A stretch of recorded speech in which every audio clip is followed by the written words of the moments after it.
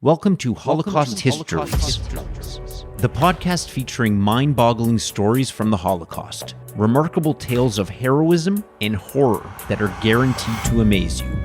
Season 1. In the prime of their lives and careers, boxers' dreams are snatched and replaced by nightmares. Fighting now takes place in concentration camps. The winner lives another day. The loser is killed. Dive into the astonishing stories of boxers' resilience and courage in the face of incomprehensible terrors. Each episode features a boxer with a different nationality and a unique experience during the Holocaust. Holocaust Histories, available wherever you get your podcasts.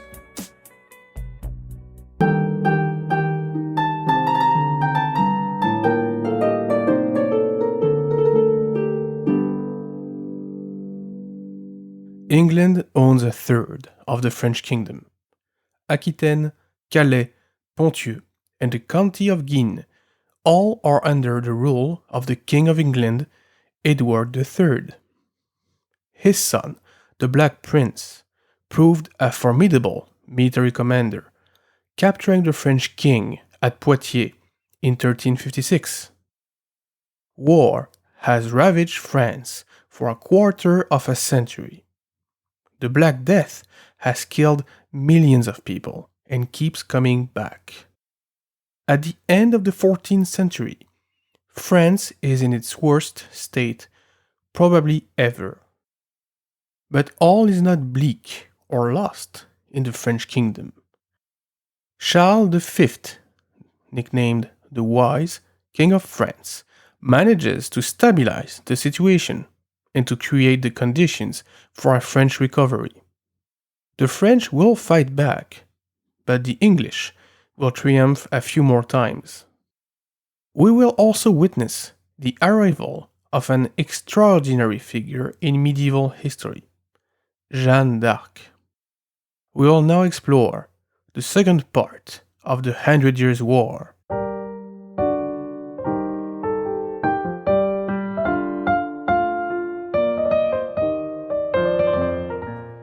Welcome to Lafayette We Are Here, the French history podcast for the American public. I am your host, Emmanuel Dubois, and today we are talking about the 100 Years' War, or La Guerre de Cent Ans in French. That enormous conflict, or series of conflicts actually, ravaged France from 1337 to 1453. This is part 2 of a two-part episode on this enormous war. I encourage you to listen to the previous episode if you have not already done so. As I mentioned last time, the king, Jean II, had signed the Treaty of Bretigny, giving much territory to Edward III, but preventing him from becoming the King of France. Charles V will basically tear that treaty apart. After reinforcing his own position and his kingdoms, he started to retake what had been taken away. Various French lords, especially the Comte d'Armagnac, asked the king to be the arbiter in cases opposing them to Edward in English-controlled French lands. The English king even decides to claim the French throne again. Following this, Charles launches a series of campaigns after 1369 that will prove largely successful, helped by his brother, the Duke of Burgundy. In 1377, when Edward III dies, the English holdings in France have been largely reduced. Charles dies in 1380, so we have now two new kings, Richard II in England and Charles VI in France. Both were teenagers when they became kings, and this creates a very interesting situation. The French king's uncles take power into their own hands, each having his own agenda. This undoes or weakens lots of Charles V's political accomplishments. The uncles fight amongst themselves and are financially irresponsible. Their spendings forces them to raise new taxes, and revolts ensue. The Flemish Revolt is particularly dangerous because of the economical importance of the region and its links to England. It culminates with the Battle of Rosebeck in 1382, where the French army destroys the Gaunt militias. The gouvernement des oncles, or government of the uncles, is decidedly more interested in their own interest than the kingdoms. The French kingdom descends into chaos again, and soon into madness. Things are not much better on the other side of the channel. Richard II has to cope with revolts in the countryside. He cannot prepare an army for a new campaign in France.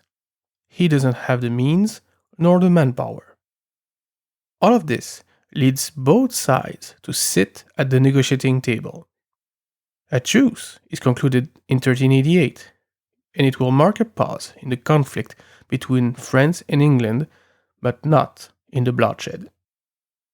What do you do when you don't have an enemy from without to fight? You find one from within, of course. At the turn of the 15th century, France is free of English troops ravaging its countryside, but its central power is inept. Charles VI is a far cry from his father, and he has grave mental health issues. His personal reign starts in 1388, and he starts to have violent dementia crisis in 1392. Once, he almost burns himself alive. He often forgets who he is, or thinks he's made of glass and locks himself up in his room. Because of this, his uncles, the Dukes of Berry and Burgundy, decide to reinstitute the regency and to administer the kingdom themselves. Charles' brother, Louis, also tries to influence policies, and things will soon turn very sour. Philippe le Hardi, Duke of Burgundy, dies in 1404. His son, Jean Sans Peur, or John the Bold, takes his place. He hates Louis, the king's brother, and this personal strife will contribute greatly to the beginning of a civil war in France. Jean decides to take matters into his own hands, and he has Louis assassinated in 1407. We now have two factions in France. The Armagnac, named after the Count of Armagnac who supported Louis, and the Bourguignons, or Burgundians in English. Both factions will ask for help from England, hoping to tip the balance in their favor. Since 1404, the English throne belongs to Henry of Lancaster, King Henry IV. I don't have the time here to dwell on the internal conflict that led to his crowning, but Richard II died in prison in 1400. France and England really were a mess at the time. Jean Sans Peur promises the King of England that he will give him some towns in Flanders and help him in retaking Normandy if he supports his cause. The Armagnac tell the English king that they would give him back all the territory lost since 1369. Henry decides to support the Armagnac in 1412. Political maneuvering follows in such a way that English troops land in France, close to Cherbourg, and take some French cities without encountering any resistance. French are busy fighting each other all over the country. Jean Sans Peur manages to fuel a rebellion against the Armagnac in Paris in 1413. The revolting Parisians will be butchered, an episode of French history known as the écorcheurs, or skinners. Nevertheless, the Parisian leaders start to establish stronger links with the new Dauphin Louis and with the Burgundians. However, the Armagnac remain the masters of Paris, for now.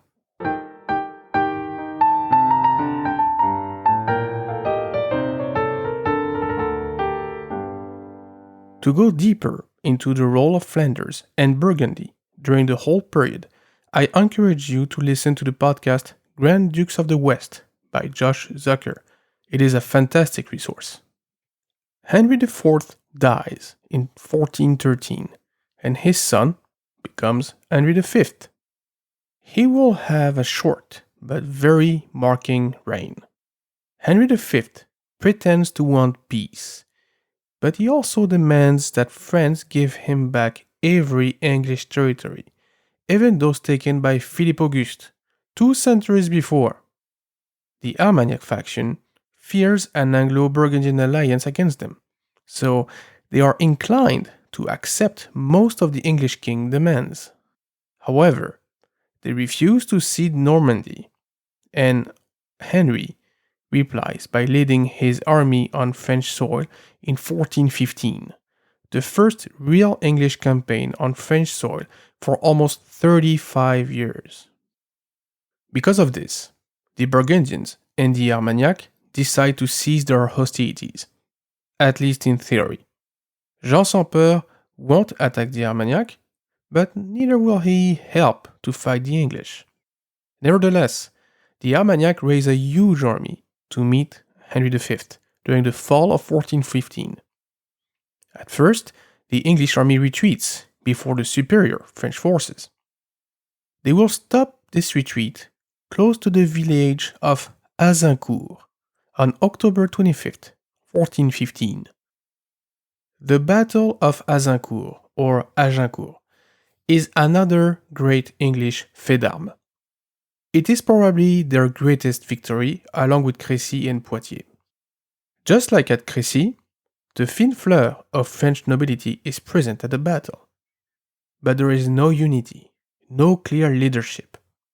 Contrary to the English, led by their king, the French are under an assortment of powerful nobles and princes of the blood. There is no common strategy, no coherence.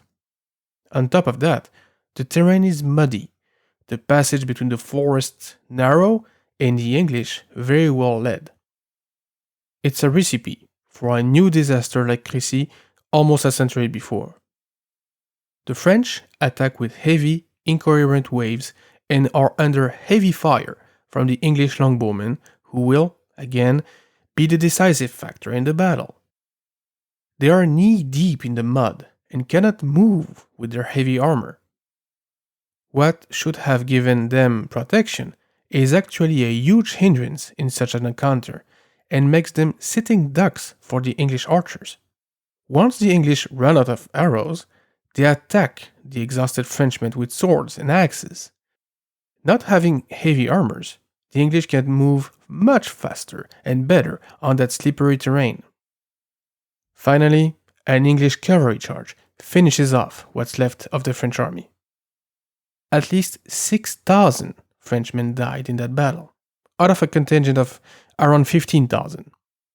The English lost 600 out of 9,000. On top of that, many French important nobles are either dead or prisoners. Even the king's direct cousin, Charles d'Orléans, is made prisoner. France, divided by its internal war, lost a major battle yet again. The French cavalry is no longer the master of battlefields like it had been for centuries, especially under the Franks. The English king, triumphant, advances and takes more and more French territory. Following the debacle at Azincourt, the French nobles panic. They contact the Holy Roman Emperor, Sigismund, to mediate a peace with England. However, Sigismund decides instead to ally himself with Henry. Jean sans Peur, Duke of Burgundy, recognizes Henry as the rightful king of France. The Armagnac faction and the French crown are gravely threatened. Over the next few years, Henry reconquers Normandy and the Armagnac have to retreat. The Dauphin Louis dies and the Armagnac have to leave Paris, letting the Burgundian take over the city and the government. The king's son, Charles, recently made Dauphin because of his brother's death, barely makes it out alive in 1417. That's when our story takes another turn for the worst. Henry is closing in on Paris. Armagnac and Burgundians alike fear that the French capital should fall to English troops. They begin discussions, but they are promptly halted when Jean sans Peur is assassinated in 1419 on the Montereau Bridge while meeting with the Dauphin Charles. This puts a halt to any talk between Burgundians and Armagnac at this stage of the conflict. Henry V went to France hoping to recover some territory. But he now sees a real opportunity to become King of France. The new Duke of Burgundy, Philippe le Bon, or the Good, believes that some sort of compromise with the English is preferable too. This is how we arrive to the Treaty of Troyes in 1420. Signed by Charles VI of France and Henry V of England, it makes Henry the heir to the French throne.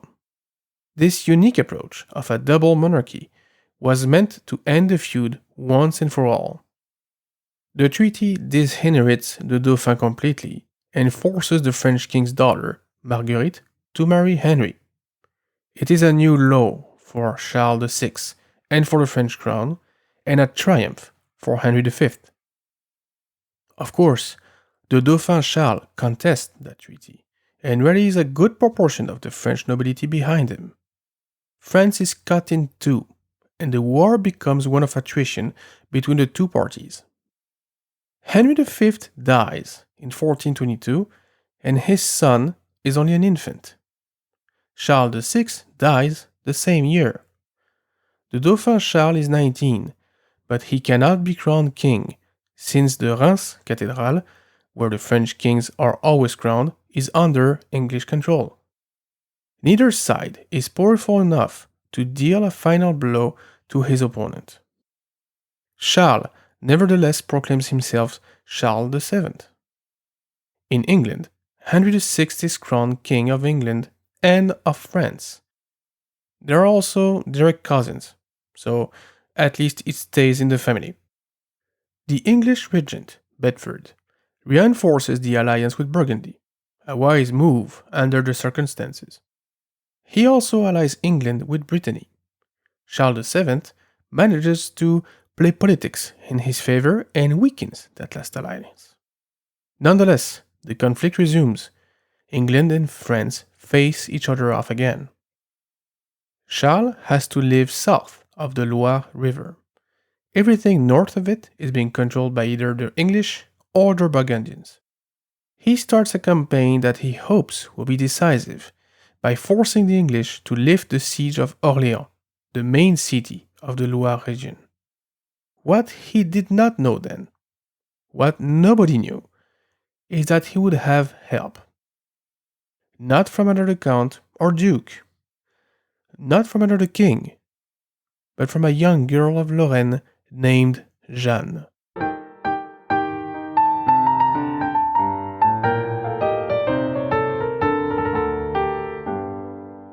We should digress a bit to talk about Jeanne d'Arc, Joan of Arc. She is a most extraordinary figure, not only because of what she accomplished, but because of her origins. She is not noble, she is not rich, she cannot read, she is not close to the king or the court, and yet she will prove essential to the French Resurgence and reconquest of their own kingdom.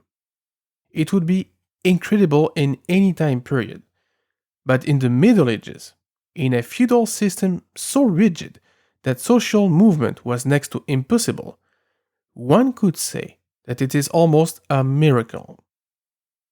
Jeanne was born around 1412 in Domremy, in Lorraine. She's brought up as a housewife and a peasant. Her father, Jacques, occupies a few official functions in their village. She also worked the fields. She is also extremely pious, even at a very young age. Domremy is on a heavily frequented road between Flanders and Burgundy that brings trading goods, wealth, but also marching armies. The war and its hour knock at her door more than once. To make matters worse, the region supports the Armagnac cause, causing the close-by Burgundians to wage cruel retribution very often. Around 1425, Jeanne claims to hear voices coming from the Archangel Michael, Sainte Marguerite, and Sainte Catherine, saying that she has to save the French kingdom. In 1428, she goes to see Robert de Baudricourt in Vaucouleurs to plead her case, stating that she was sent by God to rid the kingdom of France from the English, to have the Dauphin crowned and to put him on the throne. He refuses at first, but finally accepts in 1429 to contact the Dauphin in Chinon to ask for an audience. Charles accepts, and Jeanne leaves for Chinon, escorted by 2 of Baudricourt's men. She reaches Chinon on March 6, 1429. That's when the legendary meeting between Jeanne and Charles happened. To verify if there was any basis in her claims, Jeanne is invited to see the king at his court. The king is here, but so are many noblemen, dressed in the same way. Without personally knowing Charles, there was no way to identify him. Jeanne enters the room and goes straight to Charles. To many at the time, this proves her claims that she was sent by God. She talks for a long time with the Dauphin, who seems very moved. Nevertheless, he decides to have her examined by a committee of theologians in Poitiers to ensure that she is what she claims. Another version of this story is that she met with the Dauphin privately for a short time and convinced him. I find this a bit more believable, but believe what you want. The theologians of the University of Poitiers question her in every possible way. Jeanne proves to be very intelligent and precise in her answers. She never has any trouble answering them. In the end, they approve of her story and send her back to the Dauphin. All this is already quite extraordinary, and yet it's only the first act of a remarkable medieval play. Now that there are no more doubts on Jeanne, Charles backs her in her endeavors. She is given a complete armor, and she is sent to Orléans, leading a whole royal detachment of around 500 soldiers.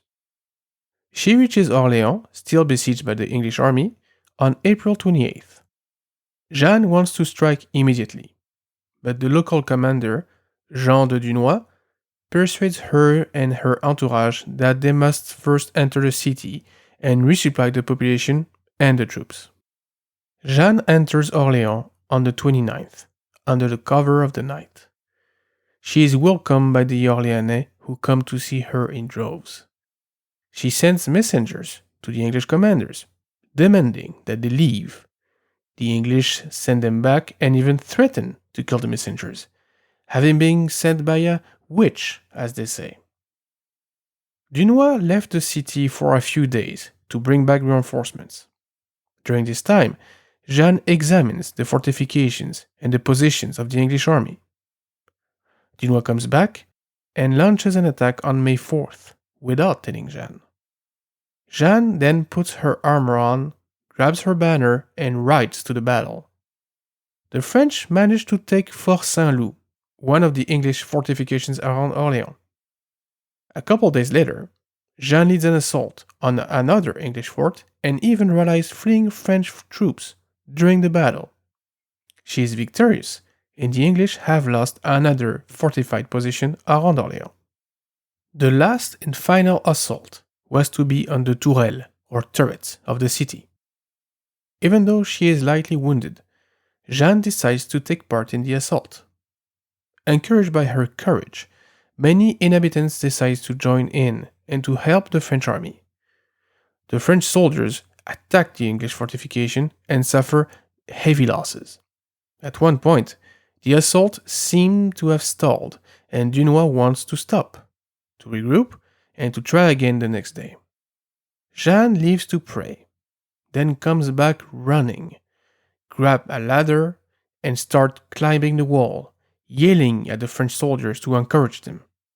It works, and they renew their assault with even more force than before. The English are completely taken aback by this. Jeanne is gravely wounded by an arrow during the assault, though, and she has to be carried away by French soldiers to be treated. After a few more hours, the French soldiers have taken the Tourelles. On May 8th, the English army lifts the siege of Orléans.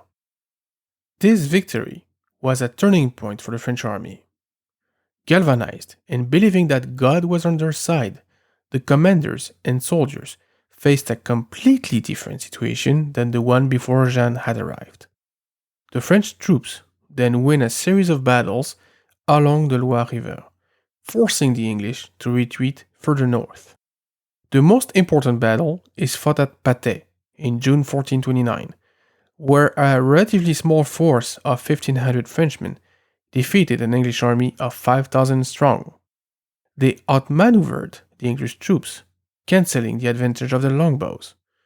The longbowmen, outflanked by the French, suffered very heavy casualties.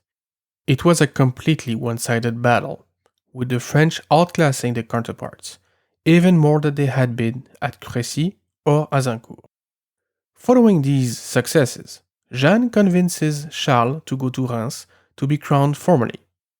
He didn't want to risk it at first, as Reims was still in enemy territory, but Jeanne understood the power of symbolism better than him.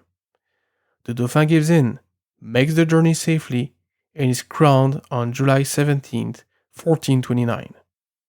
This reinforces Charles' legitimacy and diminishes the King of England's. Charles keeps pushing, but a bit timidly, not attacking any major cities. He instead tries to negotiate with the Burgundians and the English. Eventually, the fighting resumes, and Jeanne participates in various battles, inspiring and leading French troops. Jeanne is captured by the Burgundians during the siege of Compiègne in 1430. She is then sold to the English to be tried as an heretic. I won't talk here about Jeanne's trial. It would take too long, and it is really a farce. But she is found guilty of being an heretic by Pierre Cochon, Bishop of Beauvais, who collaborates with the English. Since her legitimacy was based on her being God's messenger, they try to destroy that image. So she is burned at the stake on May 30th, 1431.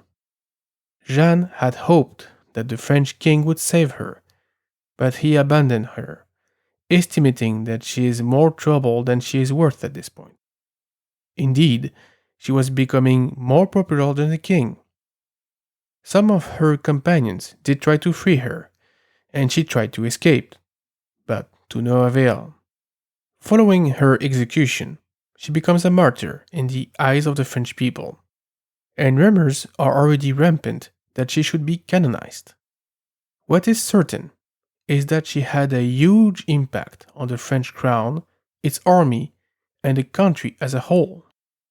She basically changed a dynastic war into a national and concerted effort, almost overnight, completely altering the nature of the war, and especially of the French engagement in it. Quite impressive for a young, illiterate woman of the Middle Ages.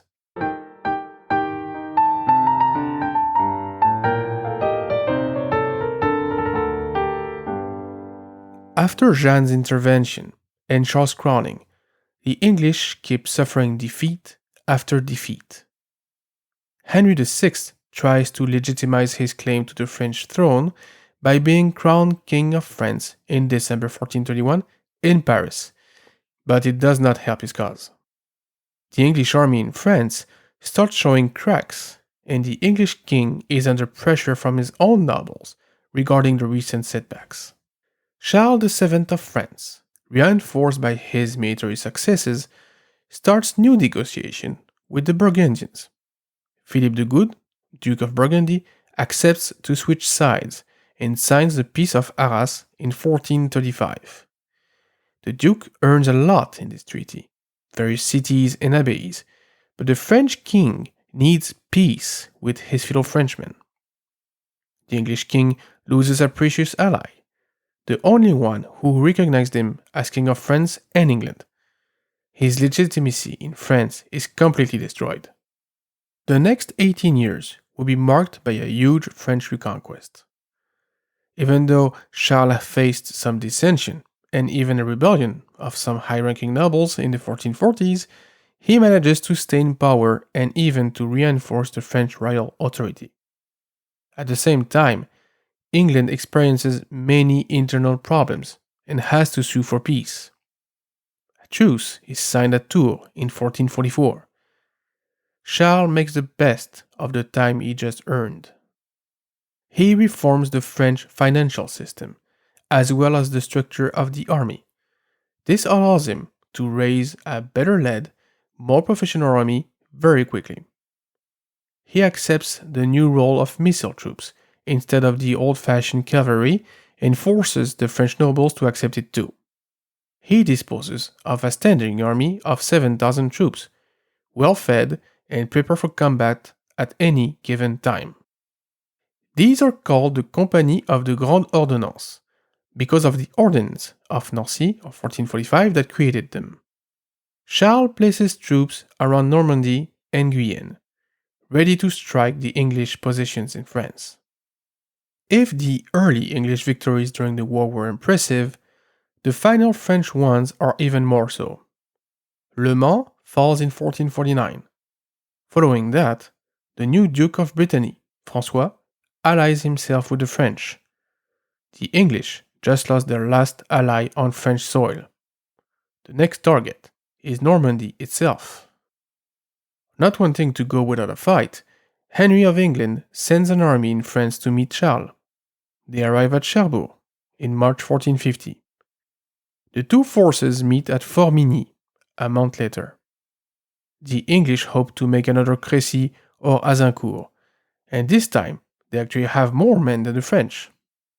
But the French have two coulevrines, small cannons that wreak havoc in the English archers. They do not kill that many, but they annihilate the English strategy of waiting for the French to come dying under their arrows. The English have no option but to charge the French. The resulting fighting is extremely brutal and long.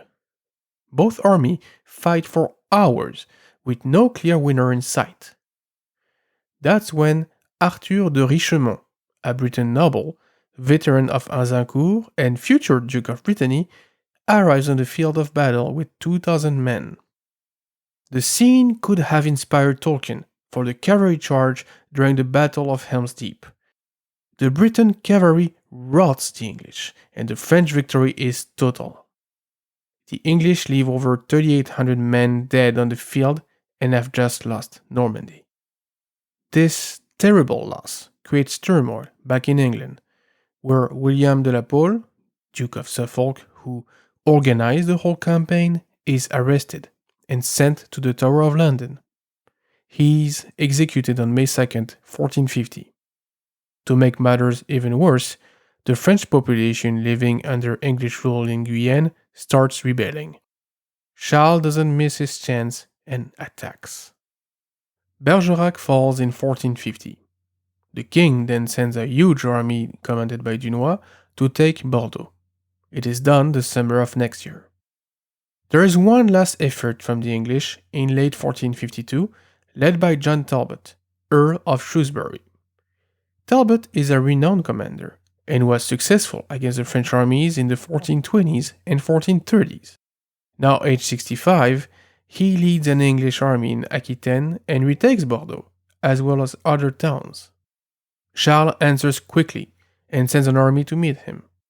They meet on July 17, 1453 at Castillon, now named Castillon-la-Bataille, in honor of the French victory there. I know, spoilers. The English outnumber the French, around 12,000 men against 10,000. But just like in 1450, the French have a technological advantage: gunpowder artillery. The English launch early assaults that are stopped by the French infantry. After this first encounter, the French artillery opens fire at close range on the English ranks. The English suffer greatly from this, and Talbot himself is killed during the exchange. As they did 3 years prior, the Breton cavalry proved instrumental in the victory, charging the English just at the right moment. The other French troops, seeing this, charge the English center. The English army is routed, the French victory total. Following this, Bordeaux falls again in French hands in October 1453. The last English soldier has left Guyenne for good. After the loss of Guyenne, the English had only one position left in France, Calais. It will remain in their hands until 1553. Although there is no peace treaty in 1453, the war is, in effect, over. England has lost its possessions in France and is humiliated. Henry VI suffers an immense psychological shock after learning the fall of Bordeaux. He will never recover and will have mental health issues until his death in 1471. England soon enters a dark time in its history in 1455, the War of the Roses, a direct consequence of the 100 Years' War. At the end of the conflict, France is, of course, scarred by over a century of combat on its soil. Also during this time, waves of the Black Death killed millions of its inhabitants. The country is exhausted, but united to an all-new level. French monarchy comes out of the conflict stronger than ever. Charles VII will keep reforming the country and reinforcing his own authority. His son, Louis XI, will complete what his father began by uniting the French kingdom and assimilating many territories under his banner. One of the territories he will take is the Duchy of Burgundy, but that is a story for another day. Overall, France as a nation really starts to emerge out of the French kingdom because of the victory. The French victory of 1453 also marks the end of English incursions on French soil. As I stated in the introduction of the first episode, both kingdoms have links that go back to the 11th century, when William the Conqueror, a French Norman lord, took over England. The French and English royal families have a strong and explosive relationship. They fought each other on and off for a couple of centuries, until they started this all-out conflict that we talked about today. After this, they won't fight each other in France very much, but their armies will meet many times abroad over the next centuries. In Germany, in Belgium, in Canada, and of course, in America. Thank you for listening. Au revoir. You can find the Lafayette We Are Here podcast on Apple Podcast, Google Podcast, Spotify, Stitcher, and other platforms, or on LafayettePodcast.com. If you wish to contact me, you can do so at Emmanuel@LafayettePodcast.com or on Twitter @LafayettePod. The music for this podcast is the Marche pour la cérémonie des Turcs, composed by Jean-Baptiste Lully, arranged and performed by Jérôme Arfouche.